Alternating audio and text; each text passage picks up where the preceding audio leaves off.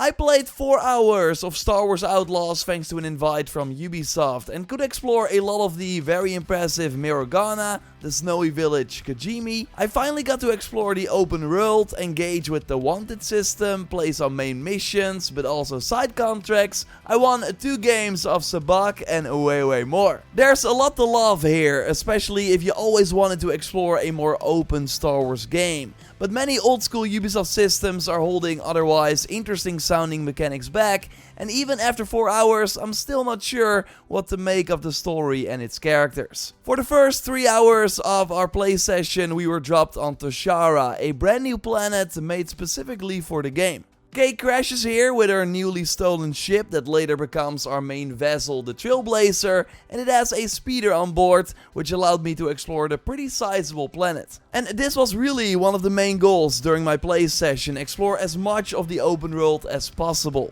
Well, I did, but I'm still not 100% convinced. You are mostly traversing stunning looking, but pretty empty landscapes that do have some harmless creatures run around that I could not kill.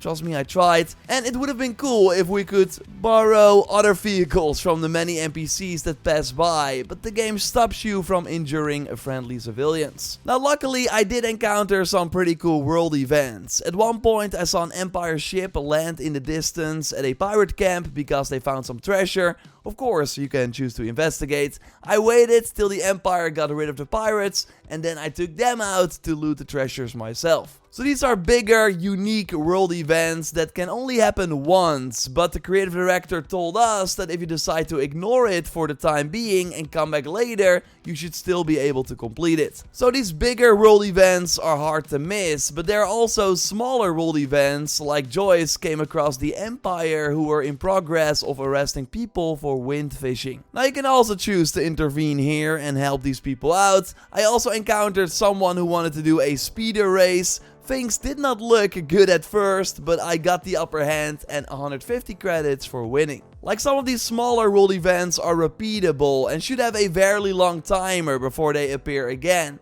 And these things certainly help to make the world feel more alive. Other things I discovered while exploring were an adventurer who sold some items, including intel on a treasure chest that was close by. There were these Empire lookout towers that you can choose to infiltrate. These had 3 stormtroopers guarding them. It was often a sniper on the roof, but I also encountered a stormtrooper with a minigun once who would attack me. If you were successful, you could go inside the small tower and find quite a lot of loot and sometimes hack a terminal to get some credits. But yeah, these towers were kinda similar, and even in the small camps I looted, I did not really feel rewarded for doing so, as I only got crafting resources or valuables that you can sell for credits. I only found 1 outfit piece in the 2 hours I spent exploring the open world. Other things I found were new cosmetics for my speeder, like something you can attach to the side, and there were also new cosmetics for the ship. So really expect Jedi Survivor level cosmetic rewards, but then less frequent. And just like with Cal, new pants or a new chest piece for Kay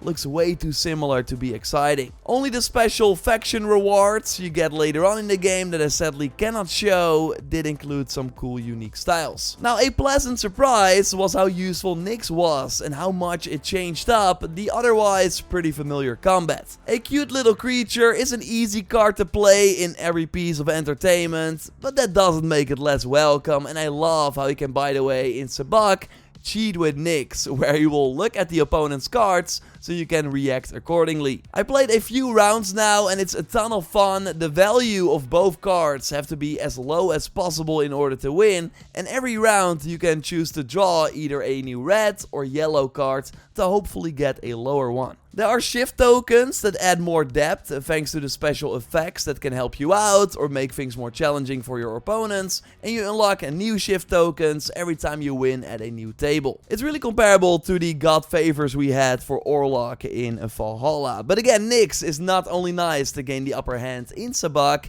He is surprisingly good in combat, and there are, by the way, outfits for him that you can find as well in the world. And the Ultimate Edition has 2 as well. We are, by the way, doing a giveaway for it. Leave a like on the video and be a subscriber of the channel if you want to participate, and then you can enter via the link in the pinned comment. We already knew that Nyx was nice to distract enemies while you sneak around or to press buttons that you otherwise cannot reach, but I was surprised how fun it was to use him during a firefight. Like while facing 2 or more enemies, let Nyx attack one so they are unable to do anything back, then take out the other enemies and then focus on the enemy that Nyx is attacking. There are these enemies that drop a deployable shield and hide behind it, but if you let Nyx attack them, they will stand up so become an easy target as the deployable shield won't block their full body anymore. You can also ask Nyx to grab an enemy weapon from the ground, after which he will bring it to you so you can stay in cover. Or another tactic I came up with was to ask Nyx to grab a weapon, then run away and use my current weapon until it was almost empty,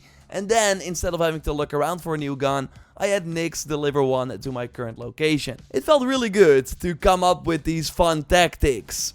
Still, I worry if the combat will be interesting enough after 10 hours. Like every firefight has me shoot enemies with my blaster, use Nyx to help me out, then pick up a random gun from an enemy, use that until it's empty, look for another gun from an enemy, and rinse and repeat. The developers stress that every encounter will feel super fresh because we cannot hold on to these more powerful weapons from the enemies, but to me it just feels like there's less strategy involved because you're always doing the same tactic. Usually you get better over time and unlock some cool new stuff, but I so far just haven't seen any of that in the game yet. Now luckily it does seem that the enemy variety is really strong, thanks to the different factions and the empire with the different archetypes. Like Ubisoft games are not known for their enemy variety. Most recently I finished Avatar, where I was battling the same handful of RDA enemies for tens of hours. Luckily Outlaws seems to be way better in that regard, but I still think it would be cool if we could at least store one enemy weapon we found on our speeder and use it until it's empty.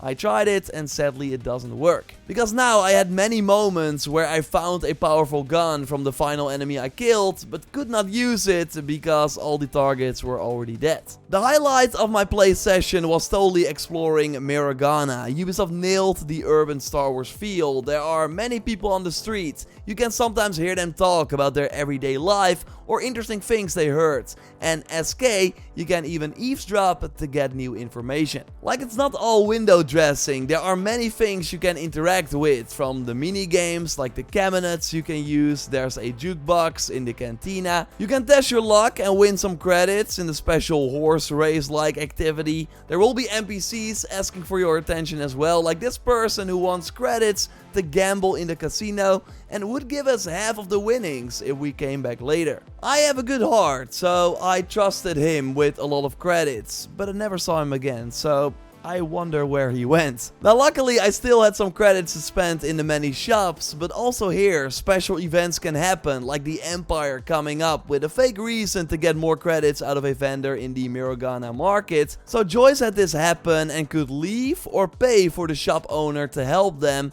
Doing so gave Joyce a 50% discount, which will in the end save you way more credits. Now I also went to the shop owner in my play session, but did not trigger this event, so again, many random things can happen, which is really cool. You also have different choices in the main missions. In this early game quest, I had to find a way into the VIP area to talk to the Pike leader. So I bought a VIP ticket from a guy in the cantina for 50 credits and then spent 150 credits to a mechanic who would drop down the elevator so I could reach the suite. But Joyce actually found a fence in the cantina which was easily reachable, and that would lead to the elevator, and got the exact same cutscene and result. So I wasted 200 credits. So it really seems that if you can pay to advance a certain mission, that you should probably look for the free solution, because it should be out there somewhere. Other choices impact your reputation with one of the 4 syndicates. In that early mission, I could share valuable info about a trader with the Crimson Dawn